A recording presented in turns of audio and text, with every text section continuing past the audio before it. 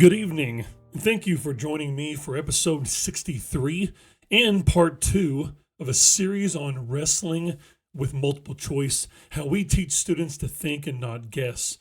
In this episode tonight, we will do a walkthrough of a multiple choice example to be able to show how to kind of use the Heimler method of what I've used in class. Again, I recommend to watch Steve Heimler's video on Heimler history, Mr. Heimler's history, to be able to see his walkthrough. And in the way I use these in class, we will exercise these every week or every 2 weeks on Mondays, in which I do an activity called Multiple Choice Mondays. And you can do this with partners, with groups. You can jigsaw these things. I recommend walking through these together, discussing them together, and being able to kind of follow these steps and sort of build a confident pattern, and then eventually kind of wean that over to themselves and then put a hard timer on that to kind of build that sort of stamina up and reinforcing those skills, hiding the vegetables amongst the mac and cheese, as an excellent AP teacher, Kenneth Lesage, would say. So, as a reminder, I would recommend listening to episode 62. I recorded that last night as more of a deeper walkthrough of the potential strategies that you could use and then doing those steps. Tonight, I'm going to walk through one of these examples, and I'm going to be using a reference from a paragraph that was written by Klemens von Metternich. Again, if you're used to teaching AP or if you're new to this, at the end of Unit 5, whenever you're right there about to kill Napoleon, Napoleon comes back for his 100 Days campaign, the European powers, many of them started to meet, and especially towards 1814, start to establish this meeting called the Congress of Vienna, trying to kind of reestablish Europe again, rebalance Europe again, especially from a more conservative point of view. I think this is a good example to use based on where many of you may find yourself at the school year. You may be like me. I am starting off Unit 6 and the Industrial Revolution, which I started today.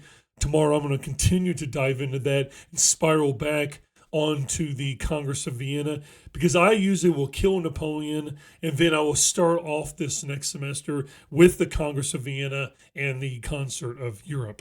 So, as a reminder of the steps to follow, so the way Steve Heimler, Mr. Heimler, kind of walks through this, and I like this strategy a lot. It's just unusual at first for many students that are not used to it. So you have to kind of build this repetition up in this habit, and their confidence will grow. And I've seen that happen over the last couple of years. Some students already have their own strategy that works for them. If they show consistent success on that, I continue to encourage them to do what works best for them. So step number 1, whenever you, the teacher or the student, gets to a source, a picture, a political cartoon, a photograph, a painting, a paragraph in this instance, do not go right into the paragraph. Do not go right into reading that. Instead, always read the line of attribution, or as I call the source line. The source line can provide many things. One of them mainly being context. And again, you cannot escape it. One of the elements needed for being able to excel at the multiple choice is content knowledge. And this is going to be one of those examples where that could show how it could help you if you have that content knowledge. If you don't, at least rely on your skills and your ability to do process of elimination to help you as much as possible. If you are listening to this as a student, or if you're a new teacher trying to really challenge yourself going into these. Now, I recommend going to the show notes on your Spotify, your Apple, your YouTube at the bottom, and go ahead and look at the paragraph, the source line. I even copied and pasted the questions and the answer choices in there. You can look at that. I still feel like this is something I could always come back later and do as an example on YouTube on a shared screen. I can break this down and kind of draw on it. But this is going to be more of an audio take at that, and it's meant to be more of kind of like an open sort of discussion about this, even though I'm discussing it with myself, and I'm trying to play the devil's advocate with myself as well. So let's go ahead into this source, and it's a paragraph down here.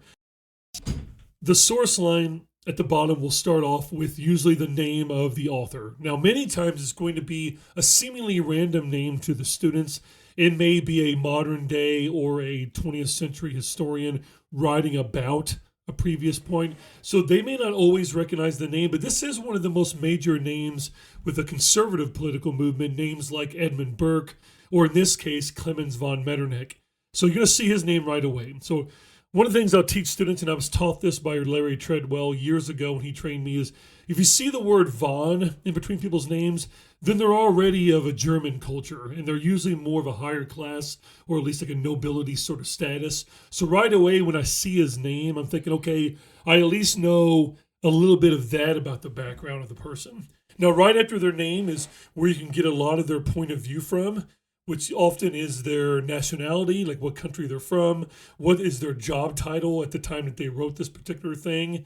It could give you a lot as well. So in this case, on this example that I found, it says that Klemens von Metternich is a conservative diplomat and an Austrian foreign minister. So we're further confirmed that he's Austrian, so that they usually have that German-speaking language there.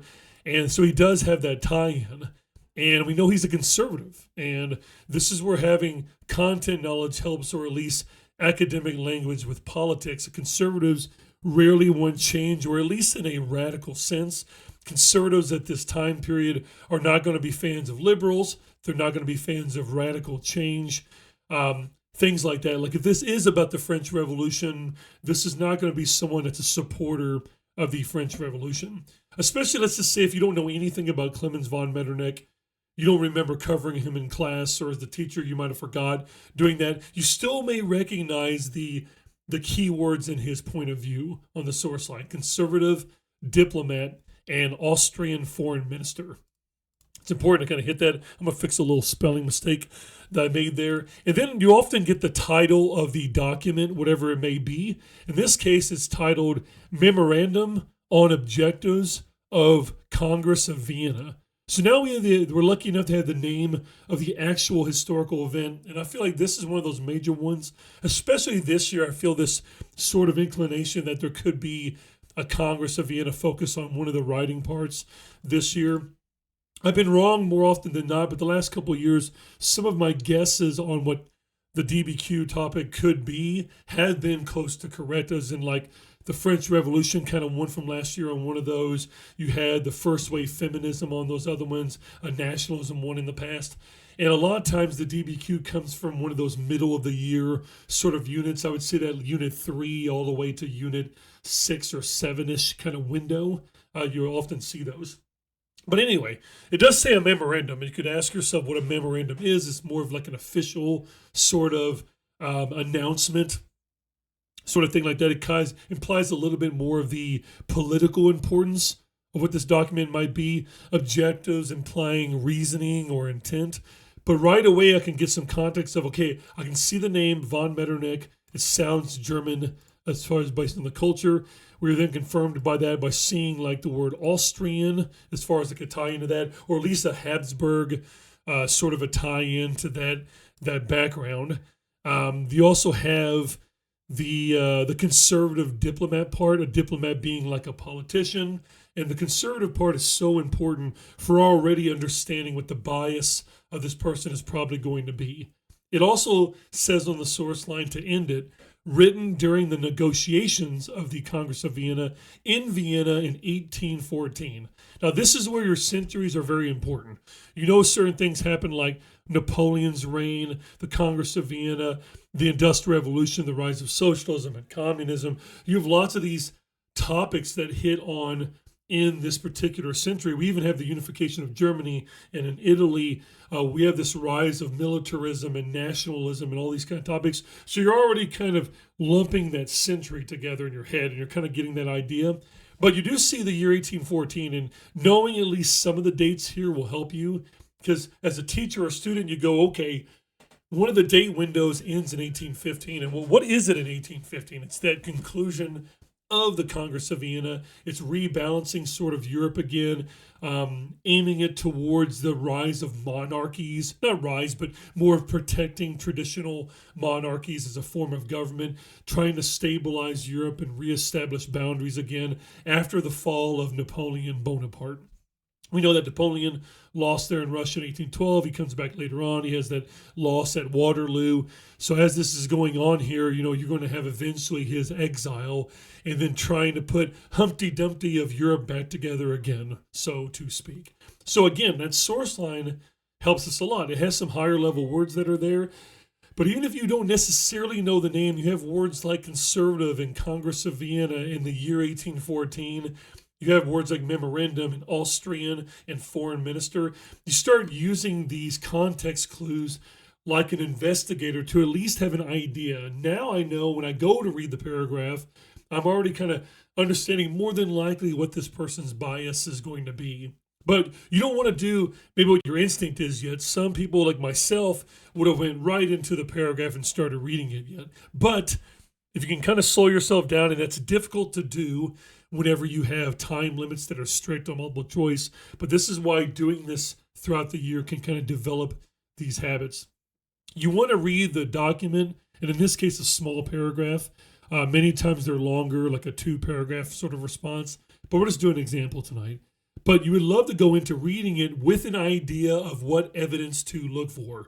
What kind of questions am I going to be answering? Let's go ahead and see if there's any questions, for example, out of the 4 that I've attached, that what are the ones that you need to read the document for? What are the ones, are there any questions? Sometimes you're lucky enough that maybe some don't need to read the document at all. Maybe sometimes the source line alone may be able to give you that. So this is where you want to go down on those show notes and look at this. If you would love to have the Google Doc that has this on there, I'd be more than happy to share this with you.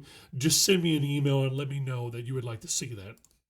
So the first question of the 4 says the primary purpose of the document is to blank.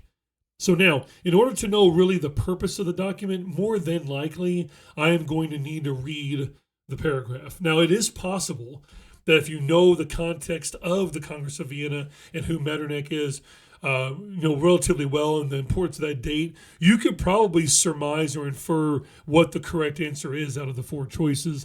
But let's just say for the sake of, trying to be accurate, if it's a purpose question, more than likely I'm going to need to read that because I can get his rhetoric and the things that he's saying, maybe get an idea of his intended audience and all these kind of things to be able to help me with his purpose and of why is he writing this document. I will say there are words, though, that say memorandum and the words of objectives on the Congress of Vienna. If you know the Congress of Vienna is meant to stabilize Europe from this revolutionary fervor, reinforce more traditional ideas and traditional form of government at that time of and before that of monarchies, then it might be still easy to be able to find what the correct answer is. And remember to look for absolutes and action verbs that might help you steer clear of certain distractor answers or BS kind of answers. Number 2 says the author's point of view, and many times they don't strictly say directly their point of view. Sometimes you can get lucky and it says the audience. But in this case, it says the author's point of view is best understood as shaped by. So we know point of view also includes not just your background, but what your bias may be. But this is where you have to teach students how to annotate questions and look for key words and look at what the question is asking you. Sometimes students get stuck on 2 answer choices because they both sound true, and they could be true, but which one more accurately answers the question, which one more accurately pertains to the source line, to the document itself. So it does says as shaped by. So this tells us that it's something that was going on that would have caused this person to be able to do that. We know what was going on in one of these answers that would have shaped Klemens von Metternich's point of view about this situation. Therefore, carefully breaking down this short question may help with that. The third question, often the third one or the fourth one on a lot of these multiple choices that are attached to a stimulus document. And this is going to be a historical development question. It might say the words historical development or just say the word development in that. But this is another one of those skills. It says, which historical development most directly explains the concerns expressed in the passage? Now, it does say the concerns expressed in the passage. Therefore, we probably want to go and make sure we're reading the passage. So we're looking for themes or some evidence that may tell us what was going on that is really representing why Metternich was concerned. What was going on before this or during it that would have led to his concern of all this revolutionary behavior, the destabilization of Europe politically, these kind of ideas. The last one, sometimes it could predict something in the future, a connection to a future, some kind of continuity or something like that. The fourth question in this case says, which of the following outcomes most clearly reflects the principles advocated in the document? So again, it appears as though at least three of these you're going to have to definitely read the document. And I kind of wanted it that way this time. We're looking for historical development. We're looking for information about his point of view. We're looking for what outcomes, based on what the document is persuading, will happen later because of this document. I do think that you can get this one right on number 4 if you know the context and what comes because of the Congress of Vienna. What like 99 sort of year agreement or like a sort of alliance that will happen after the Congress of Vienna and its conclusion to really sort of stabilize Europe and prevent like an absolute kind of ruler type again in a way of like a Napoleon or someone like that. So again, often if you go into looking and you know your context pretty well, you can eliminate a lot of questions that may be just sort of ridiculous on that. So, my friends, let's just jump into this and read this document. We have read the source line. We have some context, some keywords. We have read all 4 questions. We have an idea of what we're looking for. So let's go through what Klemens von Metternich said in 1814. The great object of the present negotiations must be to reestablish the equilibrium of Europe.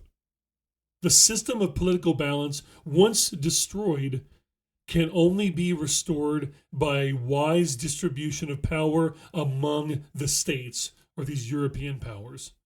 It is not the ambition of one nation, but the peace of all that must guide our counsels.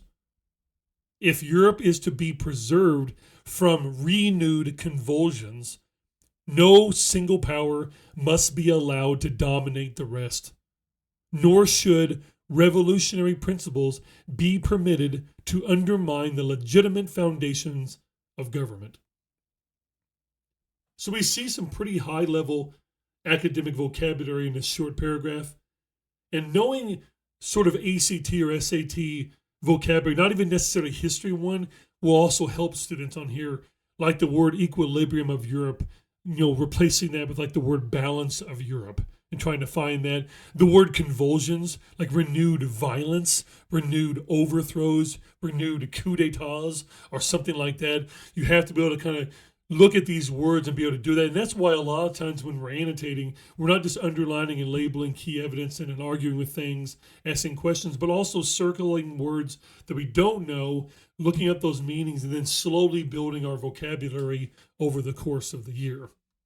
So let's see how these questions look. Our last step of the Heimler kind of method here is to go right into those answer choices and go ahead and work on your process elimination. And as I said on the last episode, I'm doing this with my students together at least the first 9 weeks, maybe even the first semester, or maybe the first 9 weeks and then let them work with a partner or a small group the next 9 weeks. But the second semester, this is really kind of rocking on your own here. So again, let's go ahead right into, instead of looking for the right answer right away, unless it's just that easy, rarely is it, we're looking for the 2 answers that are usually the furthest from being correct. So in number 1, the primary purpose of this document is to blank. A says justify nationalist movements that emerged from the French Revolution. Now this is where action words are very important. Is Klemens von Metternich, did he sound like he was trying to justify anything other than the fact that they need to work together? This needs to be for the betterment of all of the states, but especially the word nationalism movements. And this is where knowing content helps, because many people will see one of the birthing areas of nationalism was during that that French Revolution time period. Now, I know there is a German nationalist response throughout the 1800s that will eventually lead to that German unification. But in this case, given the date, given who's saying it, and what he said, he is not addressing it by justifying movements that emerged during the French Revolution.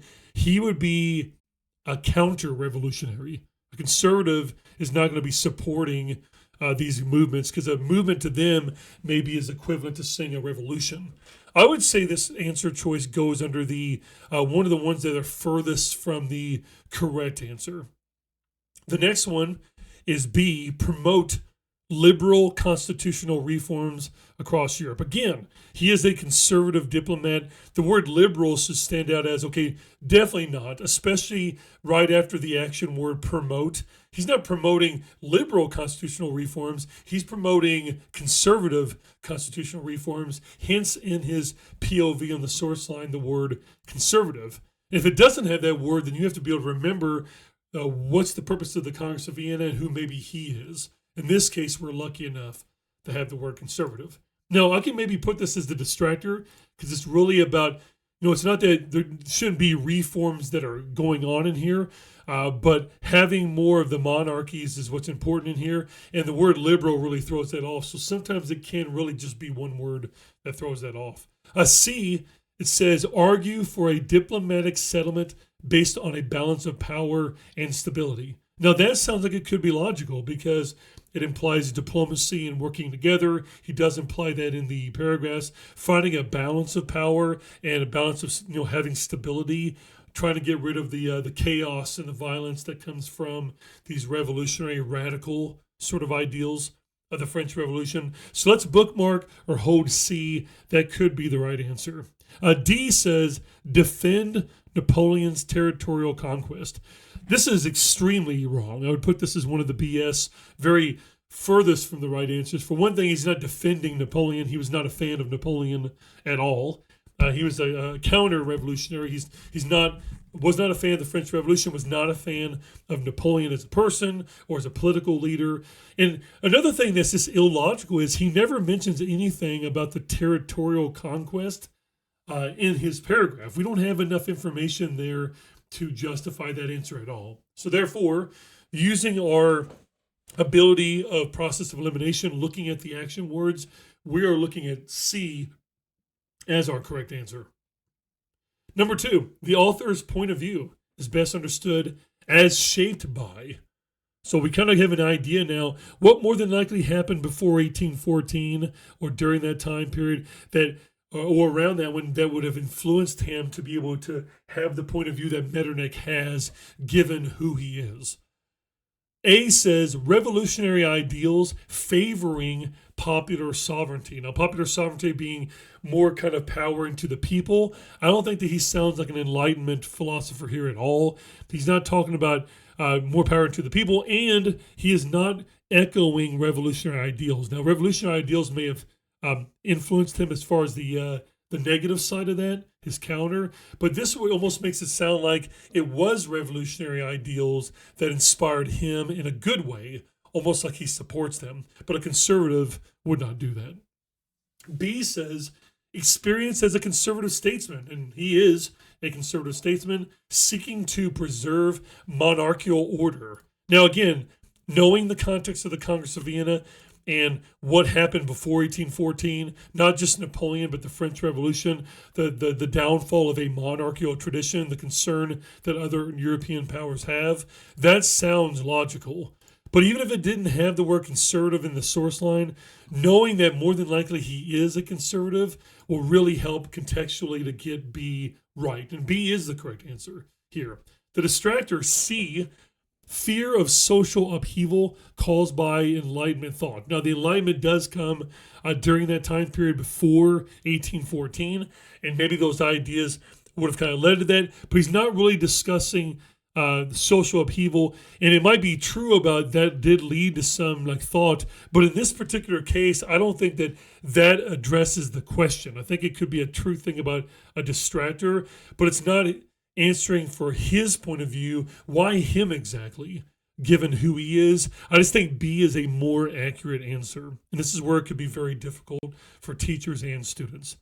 D says economic concerns related to industrialization. Now, again, this is a ridiculous answer choice because he did not mention or imply any type of economic concerns. And more importantly, in terms of chronology and context, industrialization is just really getting going. You know, the steam engine is invented in 1764. You're in those early stages. There's no implication or there's not enough evidence there as a historian or historical thinking student to imply that it was the Industrial Revolution that really shaped Metternich's opinion specifically. Therefore, B is the correct answer. Number 3, which historical development most directly explains the concerns expressed in the passage? A says the rise of industrial capitalism in Western Europe. Now, that might be true for the time period, but again, not nearly enough evidence here at all to imply that that is a development that explains his concerns in 1814. There's nothing that he is saying that would imply that at all. Again, I would get rid of that one immediately. B is another one I would get to, just geographically wrong. The spread of nationalist revolutions, which are happening, especially in 1848, when we see nationalism and socialism really start to kind of push. So it's more later. We know nationalist revolutions are more going to be in 1848, although you can consider the French Revolution a nationalist one. But it says the spread of national revolutions in Latin America. Well, this is European history. We haven't talked about Latin America for a long time, like around the Haitian Revolution or way back to the Age of Exploration. This is not going to be right here. An Austrian diplomat conservative is not concerned with nationalist movements in specifically Latin America. We do not have that evidence. A and B need to be removed immediately. C, the destabilizing effects of the French Revolutionary and Napoleonic Wars. That sounds like hitting the nail on the head. Again, knowing what comes before 1814 helps tremendously because they were destabilizing to people like conservatives like Metternich and Burke, from England. But you have the French Revolution, you have the Napoleonic Wars there. It's great because the French Revolution is in 1789, the Napoleon rule starts in 1799, all the way over there to 1814, and so. And then it finishes by saying the decline in D of absolute monarchies before 1789. And we didn't really see a significant decline. We did in 1688 and 89 saw the Glorious Revolution and have constitutional monarchies. We had a constitutional monarchy and republic in the Dutch Republic, but it wasn't like this vast thing that was spreading throughout Europe. Therefore, D could be maybe implied as the distractor.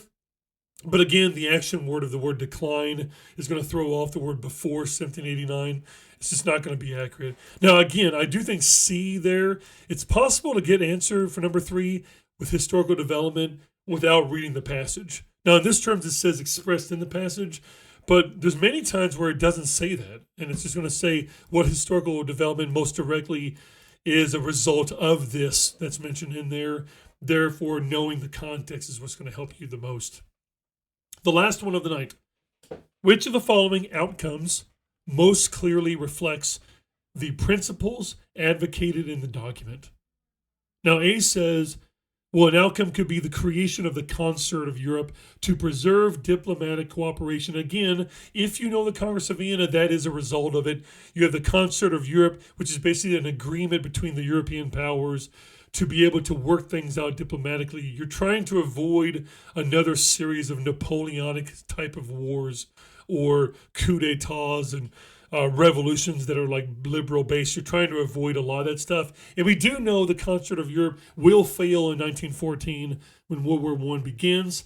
But in this case, that would logically relate as an outcome that most clearly reflects the principles that he is bringing up about working together. Again, even if you don't know Concert of Europe, you have the word diplomatic in the answer choice, which sort of echoes the same rhetoric language that he is using in the paragraphs. B is another one of those ones that I see as more of too far off.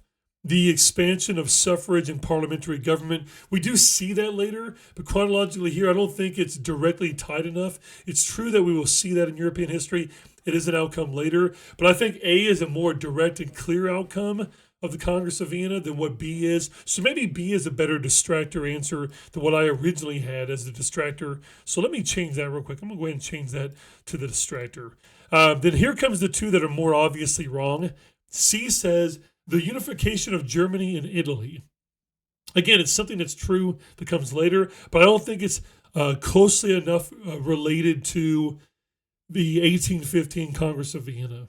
It's one of those things that might lead to it down the road. But I think the unification of Germany, most of us AP teachers would argue, is more of the results of the Franco-Prussian War. Otto von Bismarck's leadership and his type of use of military and political savviness is going to really lead to that. We have the Mazzinis and people like that that will be leading that Italian one. And I don't think there's enough here from the Congress of Vienna to say that it's going to be enough of an outcome for later. And then, of course, D, it says the abolition of hereditary monarchy. And again, it won't ever be fully abolished. You know, there are some countries that still have monarchy, but not necessarily like a political base or strongly political based one. So this one would also be just historically inaccurate in terms of relating directly to that. So if you notice, what I like about the answer choices in AP that make them challenging, they don't always have to be long, but they're often going to be using words that are familiar from the year. And that's why students have to be careful about guessing. Don't just guess at things that sound familiar, but they need to ask themselves, does this make sense? Does it answer the question? Does it relate to the source line? Does it relate to what they actually said for that time period? And this is why it's not about memorizing specific dates, although in this instance it would have helped, but at least knowing the centuries will greatly help often remove one or two of the answer choices that are more distant from what that right answer actually is. Looking for action words, staying away from absolutes of always, never, only. These are words you want to stay away from. And we didn't see that in this example here, but sometimes you will see one of those words used, and you can tell your students for test taking skills during process of elimination to get rid of that sort of thing. So again, that's where we finished tonight. Hopefully this will help you. Obviously, I'm more than welcome to share my highlighted version of this. I could even annotate it on paper, screenshot it, share that with you. So if you would like to have a copy of this, please reach out to me. I have my school email. I have my Trapped in History podcast at Gmail email on there. Please reach out to me if you feel like I did anything wrong, if you think that I need to do something else better. Do that. I know I need to slow down. I've always been a very fast talker, so I apologize for that. You may have to listen to me on a slower speed. When I get excited about things like this in history, I just kind of start going super fast. And so I don't mean to be annoying on that, but I might be on that. So I think this is a good place to end it. We're over a little bit of the time that we had on part 1, but this does wrap up our example of part 2 and showing one of these together. I think in the future, if I revisit this a year or two from now, I'll actually share screen when I have and I can afford to be able to have the subscription on StreamYard and have the theme and it looks more professional. I didn't really want to show that because right now I have the free version. It just doesn't look very good. And I want to make sure that if I have the paid version later, I can actually show with clarity what these things look like. I will also put a hyperlink or a link to Mr. Heimler's Histories video of his multiple choice, because I want to give credit to him for giving me the idea of breaking these down. I just wanted to share with you all how I went ahead and did it, and then how I implement those in class during those exercises. So without further ado, I hope all of you have a great night. Thank you again for joining me throughout this journey. As always, keep questioning the past in order to understand the present, and be contagious.